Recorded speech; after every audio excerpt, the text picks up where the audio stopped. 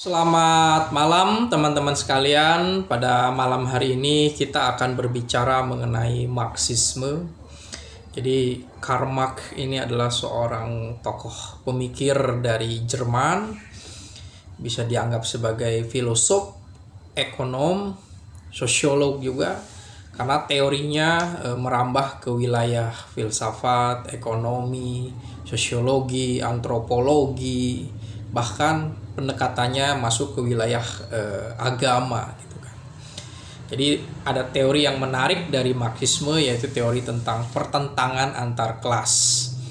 Jadi dalam konteks ini adalah Marx menjelaskan bahwa sejarah manusia itu adalah sejarah pertentangan kelas gitu kan, antara yang menindas dan yang ditindas. Di sini ada teori tentang proletar berhadapan dengan bourgeois.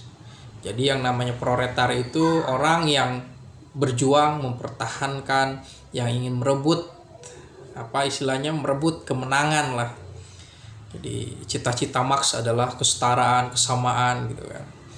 Jadi musuh yang menindas, yang merampas kebebasan, juga mengeksploitasi adalah para bourgeois atau para kapital itu. Jadi intinya Marx melakukan suatu oposisi biner atau suatu yang berdialektik, menghadap-hadapkan gitu kan. Dan memang teori tentang teori konflik ini masuk ke wilayah ranah sosiologi, ada tentang perubahan sosial, apakah bersifat evolusi atau revolusi gitu kan. Jadi perubahan sosial itu sesuatu yang ada menghadirkan sesuatu yang baru gitu kan, bahkan bertentangan dengan tradisi lama gitu kan.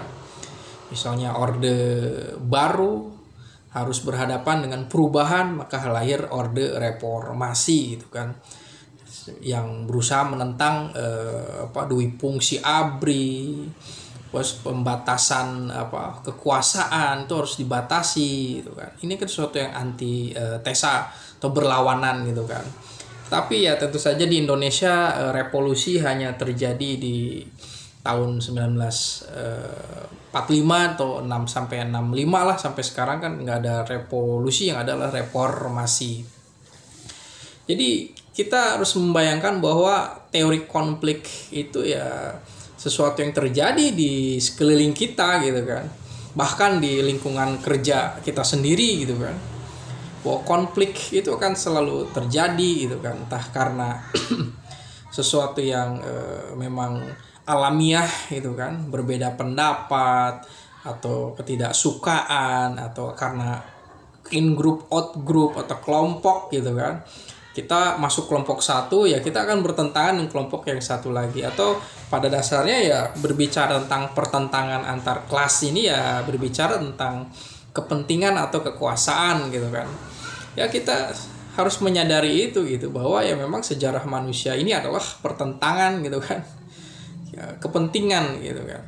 Kita akan bersama orang karena satu kepentingan, tapi kita akan berbeda dengan orang yang ya berbeda kepentingan, bahkan kita berbeda secara prinsip dengan orang-orang yang mungkin sekeliling kita gitu kan, baik itu rekan kerja atau